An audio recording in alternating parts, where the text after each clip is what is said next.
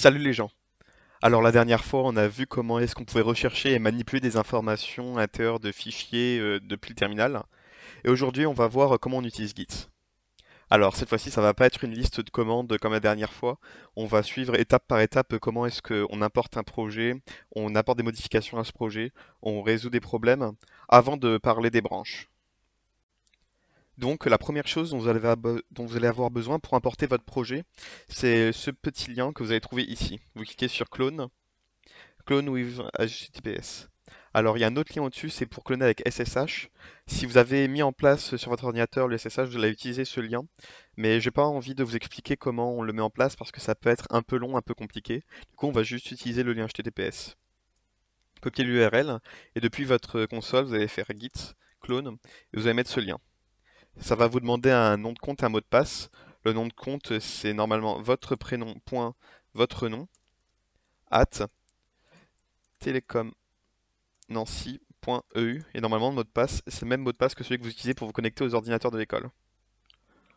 Maintenant que j'ai importé mon projet, si je fais ls, il m'a créé un nouveau dossier avec le projet dedans. Le projet, il ne le met pas directement dans le dossier dans lequel je suis, mais dans un dossier en dessous. Tada! Ici, vous avez votre projet, et vous pouvez être sûr que ça s'est bien importé si vous faites ls-a et que vous voyez ce fichier caché, .git. Alors déjà, cette étape, c'est possible que vous rencontriez des problèmes. Si vous faites votre git clone depuis le git bash, il va vous ouvrir ce prompt sous Windows pour vous permettre de vous connecter à GitLab. Imaginons que je rentre mes informations, mais que je rentre le mauvais mot de passe. Ce qui va se passer, c'est qu'il va me dire: «Oh non, j'ai pas pu me connecter!» Il n'a pas pu se connecter parce que c'était pas le bon mot de passe. Du coup, naturellement, le premier réflexe que vous allez avoir, c'est de réessayer. Et là, il va vous redire: «Oh non, j'ai pas pu me connecter!» En fait, c'est parce que sous Windows, il va se souvenir de l'adresse mail et du mot de passe que vous avez rentré et va réessayer de les mettre. Du coup, vous allez avoir cette boucle où vous n'allez pas pouvoir vous connecter. Alors pour régler ce problème, il faut trouver le menu un peu caché où sont stockées ces informations-là. Pour ça, vous allez appuyer sur Windows et rechercher Créer et vous allez ouvrir le menu gestionnaire d'identification. Ici, vous avez deux onglets: Information d'identification web, Information d'identification Windows. C'est le deuxième onglet qui nous intéresse et on va chercher l'entrée qui ressemble à ça: git gitlab.tcomnancy.unif-lorraine.fr. Vous allez appuyer sur la flèche ici pour ouvrir, puis cliquer sur supprimer. Du coup, maintenant que l'entrée avec votre nom de compte et mot de passe est supprimée, il va plus essayer de se connecter avec le mauvais mot de passe. Du coup, si vous allez réessayer votre git clone avec le lien de votre projet, il va vous rouvrir le prompt. Et ici, vous pouvez rentrer votre nom de compte et mot de passe, le bon cette fois.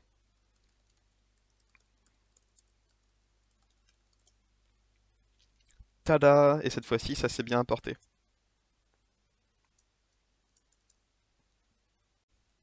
Un autre problème que vous pouvez rencontrer, c'est si vous essayez de push quelque chose, il va vous demander un mot de passe pour git@gitlab.telecomnancy.unif-lorraine.fr. Et là, si vous tapez votre mot de passe, en fait, ce qui va se passer, c'est qu'il va vous dire que c'est pas le bon. Du coup, vous n'allez pas comprendre, et c'est normal que vous n'allez pas comprendre. En gros, ce qui se passe quand vous avez ce message là, ça veut dire que vous êtes trompé en mettant l'URL et que vous avez mis l'URL SSH sans avoir mis en place votre SSH. Du coup, il y a une commande à rentrer pour changer ça. C'est git remote set-url origin, puis le lien HTTP. En faisant ça,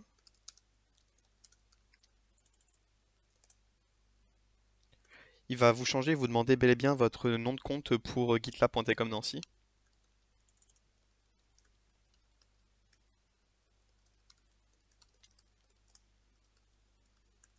Et il va bien vous demander votre mot de passe. Et cette fois-ci, ça va marcher. Donc si ça vous met demande votre mot de passe git@gitlab.tcomnancy, ça veut dire que vous avez mis le mauvais lien et il faut le changer avec ça. Vous pouvez aussi directement aller fouiller dans le fichier git-config et l'ouvrir avec un éditeur de texte pour changer le lien. Alors avant de continuer à vous montrer des commandes, je vais rapidement réexpliquer le fonctionnement de Git. Git, quand vous travaillez sur votre projet, il ne retient pas l'état actuel du projet, il retient les changements que vous avez faits. À chaque fois que vous ouvrez un fichier, que vous ajoutez quelque chose, supprimez quelque chose, il retient que vous avez ajouté ou supprimé quelque chose. Il retient pas l'état du projet. Une fois que vous avez fait des changements, ces changements, faut les mettre faut les paquer dans des commits avant de les envoyer en ligne. En gros, les commits, c'est un pack de changements qui ont un commentaire pour expliquer ce que ces changements font.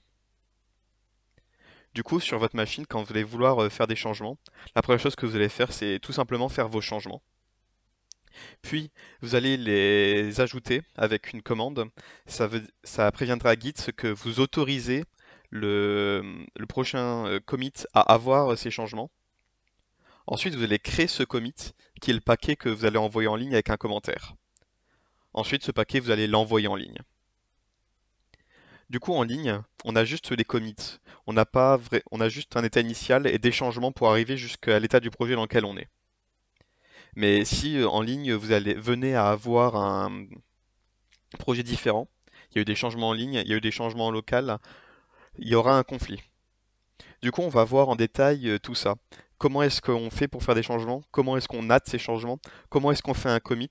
Comment on récupère les commits en ligne? Et comment on gère les conflits? Alors, avant de pouvoir faire des changements dans votre projet, vous allez devoir rentrer des commandes pour montrer à Git qui vous êtes, pour qu'il puisse mettre votre nom et votre prénom quand vous rentrez des commits. Pour ça, vous allez faire git config global user.email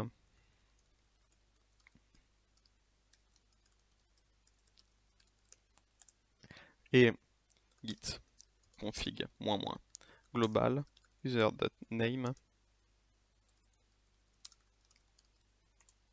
C'est nécessaire de faire ça parce que sinon il va vous dire non quand vous allez vouloir faire des commits. Donc, maintenant qu'on sait à peu près comment fonctionne Git, on va voir comment on met ça en pratique. Du coup, là, je suis dans mon dossier avec mon projet et on va ajouter un fichier pour faire un changement.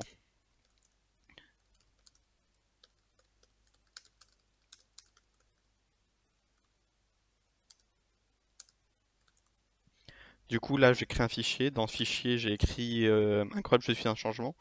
Et on va voir comment est-ce que Git sait qu'il y a eu un changement.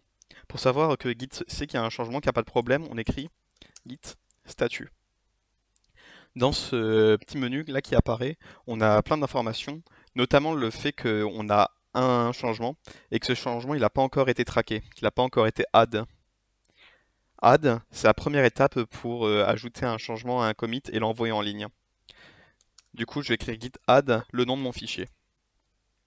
Je peux aussi écrire git add -a pour lui dire d'ajouter tous les changements, pour traquer tous les changements qui ont été faits. Une fois qu'on a ajouté notre fichier, on peut faire git statut pour voir que notre changement il a bien été ajouté et qu'il est prêt à être commit. Commit, c'est l'étape suivante avant d'envoyer notre fichier en ligne. C'est faire un paquet avec tous les changements. Ici, dans mon commit, il n'y aura qu'un seul changement, la création de ce fichier et l'ajout de la phrase incroyable, je suis un changement à l'intérieur de ce fichier. Pour créer le commit, c'est juste git commit, l'option "-m" pour ajouter le message, et en paramètre, on met le message qui est censé décrire vos changements.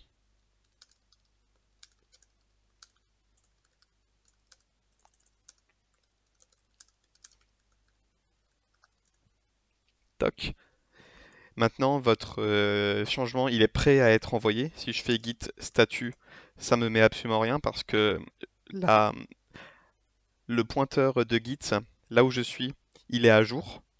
Et j'ai un pointeur de plus par rapport à ce qui est en ligne. Si je venais à faire un autre changement,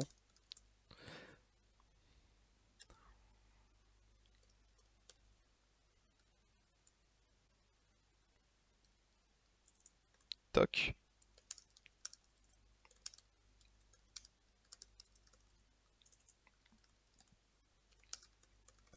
je serai 2 commits en avance par rapport à la branche en ligne. Branche en ligne qui est origin master. Maintenant, si je veux envoyer mes changements en ligne pour que mes partenaires de projet puissent y accéder, je fais git push origin master. Je rentre mes informations.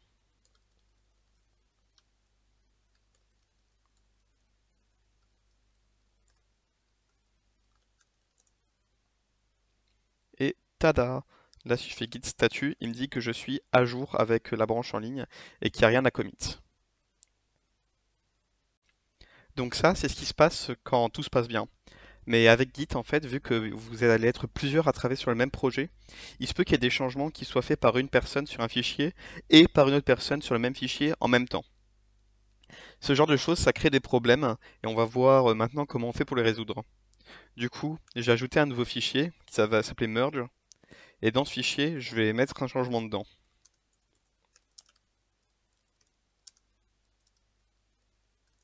Toc. Du coup, là, dans mon fichier merge, j'ai un changement. Mon changement, j'en suis fier, du coup, je vais le mettre en ligne. Du coup, je fais git add-a pour ajouter tous les changements. Git commit -m avec toujours le commentaire qui décrit bien les changements que j'ai fait.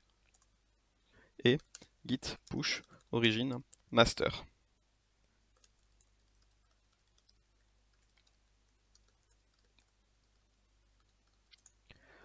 Oh non! J'ai des erreurs et mon écran est tout rouge et ça fait peur. En gros, là, ce qui s'est passé, c'est il a pas réussi à push mes changements parce qu'il y a des changements qui existent en ligne et que j'ai pas. Ces changements, c'est des commits qui ont été faits par une autre personne et qui étaient push par cette autre personne pendant que moi aussi je travaillais. Alors, ce message d'erreur, il sera pas toujours aussi grave que dans l'exemple que je vais faire maintenant. Des fois, il suffit juste de faire git pull, git push et le problème est réglé. C'est même écrit ici qu'il faut faire git pull. Du coup, git pull origin master.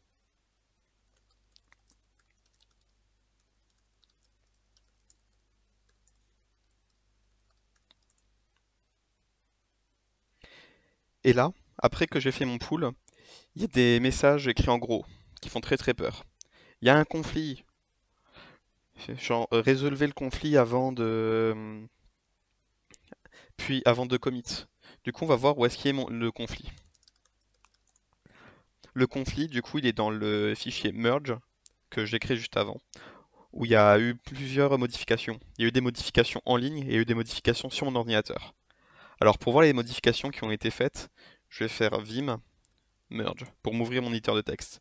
Et là, il y a plein de symboles qui font peur. Avant, j'avais juste un changement et maintenant, j'ai plein de symboles inférieurs à head. Ah ah ah, je fais un changement inattendu, je vais te. Hmm. Plein de flèches qui font peur, puis un gros nombre qui fait bien peur. Du coup, avant d'être terrorisé, on va voir ce que chacune des choses est. Alors, le premier marqueur ici, ça veut dire que c'est les changements qui ont été faits en local. Les changements qui entre cette balise-là et c'est égal, c'est les changements locaux. Git, ça fonctionne avec des pointeurs. Ces pointeurs, c'est plus ou moins les commits. Head, c'est le nom du dernier pointeur que j'ai en local, de mon dernier commit local. C3, CEC 372A, c'est un nombre qui est un peu peur, mais on peut comprendre ce que c'est en allant sur la liste des commits sur le repository en ligne.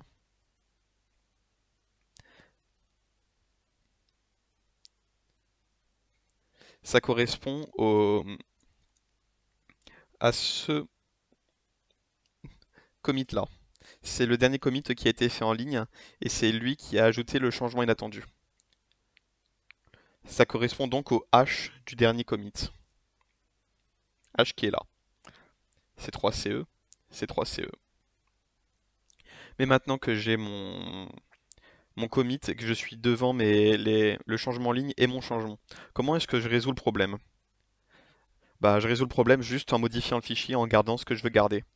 Si je veux garder les deux changements, j'ai juste à supprimer ce qu'il y a juste les marqueurs que Git m'a ajoutés. Si je veux supprimer mon changement local, je supprime mon changement local. Si je veux supprimer le changement qu'il y a eu en ligne, je supprime le changement qu'il y a eu en ligne. Du coup, là, j'ai fait mes changements. Et il me dit, ouais, si tu veux noter le problème comme résolu, tu fais git add et le nom du fichier pour noter qu'il est résolu. Bah, c'est exactement ce que je vais faire.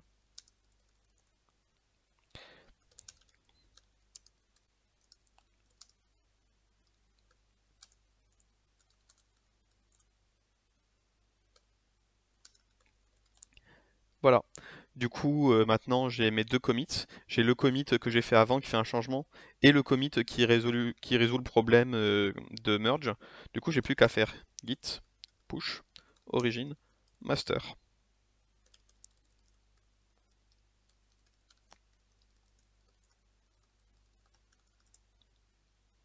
Et tada!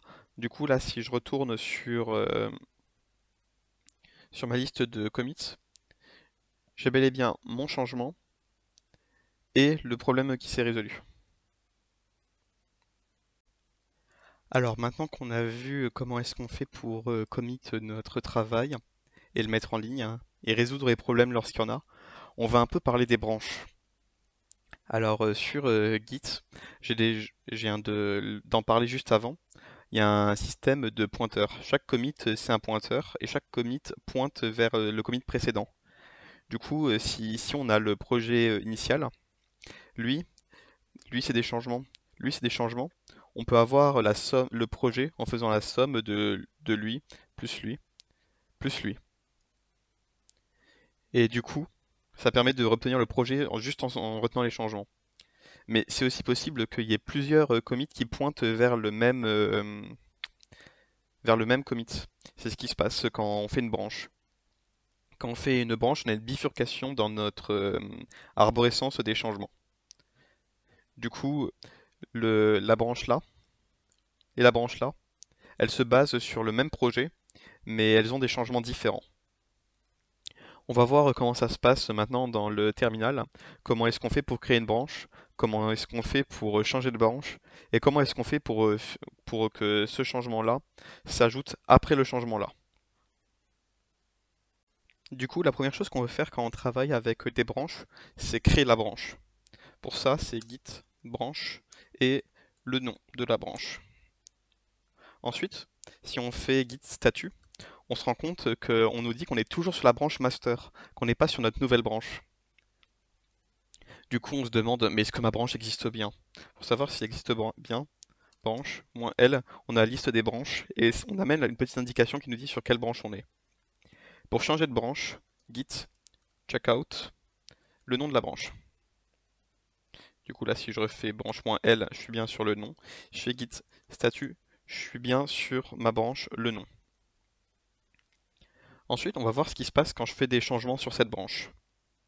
Du coup, on va faire touch le changement de branche.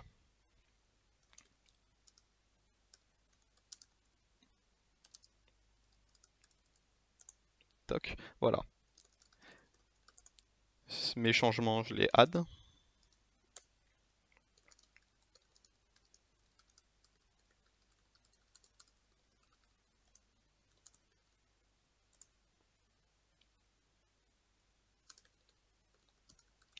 Toc. Et là, quand je fais mon git push, du coup, je mets pas origin master parce que master c'était la branche sur laquelle je pushais. Mais cette fois-ci, je mets origin le nom parce que c'est la branche sur laquelle je veux travailler.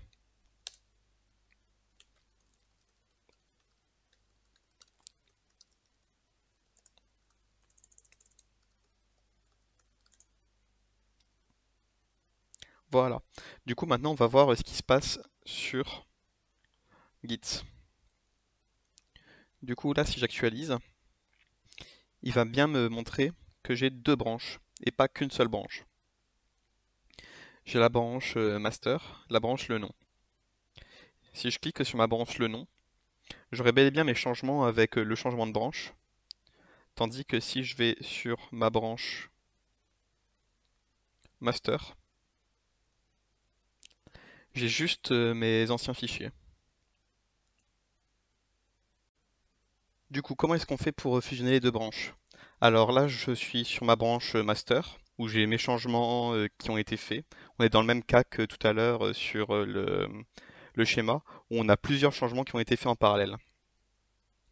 Du coup, la commande pour faire ces changements, c'est git merge et le nom de la branche, qui est donc le nom. Ça m'ouvre un éditeur de texte. Ici, c'est Nano pour me dire qu'est-ce que je vais mettre en commentaire pour mon commit. Je vais laisser le texte par défaut, merge branch, le nom. Pour quitter éditeur Nano, c'est CTRL X. Et ça m'a fait ma fusion. Du coup, si je fais git statut, ça me dit que je suis en avance de 2 commits. Si je fais ls, j'ai le changement de ma branche et le changement master, quand avant j'avais juste mon changement master. Du coup, j'ai plus qu'à faire git push origin master.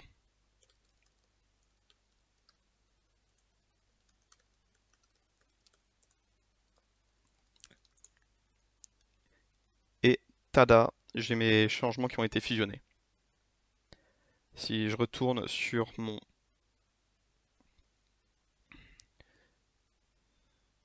navigateur internet, je vais dans mon projet, j'avais bien le changement de branche, le changement master, et j'avais bien mon commit où je merge les branches. Les branches, c'est utile pour travailler sur un problème particulier sans avoir à chaque fois à ce que les gens voient tous les commits que vous faites. Maintenant qu'on a un peu vu comment ça se déroule un projet Git, on va voir quelques commandes à droite à gauche qui peuvent être utiles. Alors la première commande qu'on va voir, elle va vous permettre de complètement supprimer vos changements locaux et de revenir à l'état du projet tel qu'il est en ligne. Pour ça, on va faire, là vous voyez que j'ai un commit, pour ça on va faire git reset hard head tilt 1. Toc.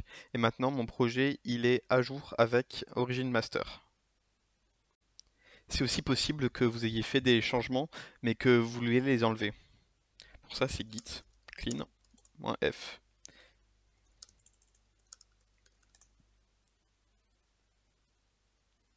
Tout à l'heure j'ai montré comment créer une branche mais je n'ai pas montré comment détruire une branche.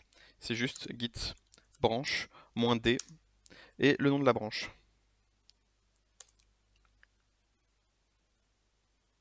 Donc aujourd'hui on a vu comment Git fonctionne, on a vu comment on peut utiliser Git au quotidien et comment résoudre les problèmes qui sont liés à ça. N'oubliez pas que vous pouvez écrire git help pour avoir une liste des commandes et une description de celle-ci. Voilà, normalement lors du tutorat on vous donnera aussi une cheat sheet qui vous permettra d'avoir une liste de toutes les commandes qui sont utiles et pas une liste complète comme celle-ci. Bye!